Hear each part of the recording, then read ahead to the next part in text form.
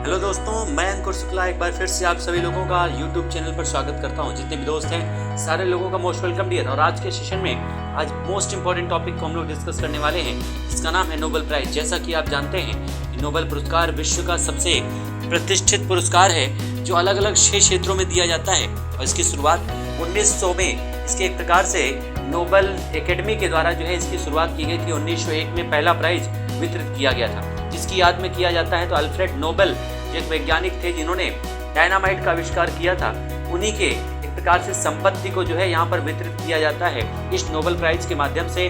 जिन्होंने अपने अपने क्षेत्रों में विशेष काम किए होते हैं, वो 6 आपके अलग अलग क्षेत्र कौन कौन से हैं, तो याद रखिएगा। इस नोबेल पुरस्कार को फिजिक्स के क्षेत्र में, केमिस्ट्री के क्षेत्र में, मेडिकल साइंस के क्षेत्र में, लिटरेचर में, पीस के क्षेत्र में दिया जाता है। लेकिन 1969 से इसे जो है इकोनॉमी के क्षेत्र में भी वितरित किया जाने लगा है। तो आज के इस सेशन में हम डिस्कस करेंगे 2022 में नोबेल प्राइज के पुरस्कार विजेताओं के बारे में। पूरा सेशन लास्ट तक जरूर देखिएगा, मोस्ट इंपॉर्टेंट है और यहाँ से आपके एग्जाम में क्वेश्चन जरूर बनेंगे डियर। तो आइए देखते हैं सबसे पहले नोबेल पुरस्कार के विजेताओं के बारे में। इस नोबेल पुरस्कार के विजेताओं की घोषणा डियर आपके अक्टूबर के महीने में किया जाता है, ठीक है, जो आपके 1901 से इसकी शुरुआत की गई थी। सबसे पहले अगर हम बात करें, नोबेल प्राइज में 10 मिलियन आपके स्वीडिश क्रोनर की धनराशि दी जाती है।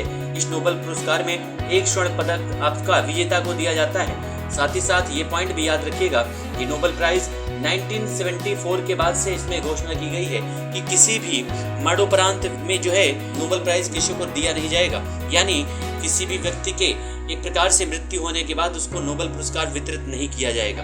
और 2 बार यहाँ पर आपका जो है 1940 से लेकर के 1942 इस दौरान जो है द्वितीय विश्व युद्ध के कारण जो है नोबेल प्राइज जो है वितरण नहीं किया गया।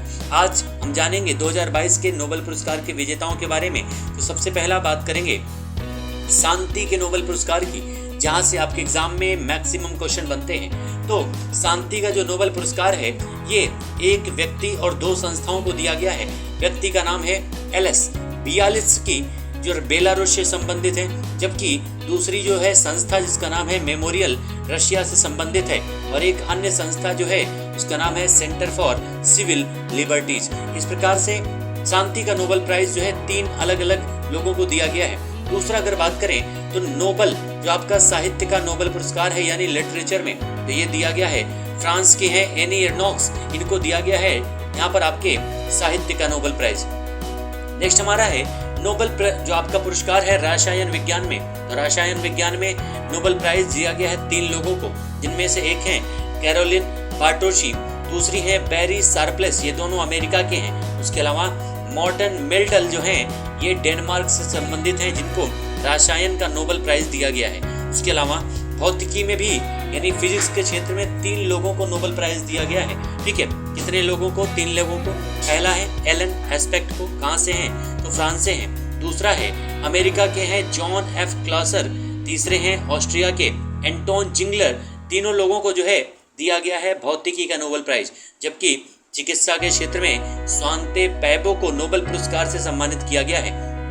उसके अलावा सबसे लास्ट में वितरित किया गया है अर्थशास्त्र का नोबेल प्राइज, इकोनॉमी का नोबेल प्राइज, जिसमें बेन बर्नार्ड के को दिया गया है जो अमेरिका से हैं, डगलस डायमंड को दिया गया है जो अमेरिका से हैं, और फिलिप डाइबिबो को दिया गया है, ये भी अमेरिका के हैं। यानी तीनों लोगों अमेरिका से संबंधित हैं जिन्हें अर्थशास्त्र के नोबेल प्राइज से सम्मानित किया गया है। और ये भी याद रखिएगा साथ ही साथ कि नोबेल प्राइज हमारे देश में भारतीय या भारतीय मूल के 9 लोगों को आज तक वितरित किया जा चुका है। साथ ही साथ यहाँ पर अंतिम जो भारत में नोबेल प्राइज मिला था वो दिया गया था अभिजीत बनर्जी को 2019 में इकोनॉमी के क्षेत्र में, और उसके पहले 2014 में कैलाश सत्यार्थी को भी इस नोबेल प्राइज से सम्मानित किया जा चुका है शांति के क्षेत्र में। तो ये था 2022 में नोबेल पुरस्कार से बनने वाले मोस्ट इंपॉर्टेंट क्वेश्चन, जिनके बारे में आपको जानना जरूरी था।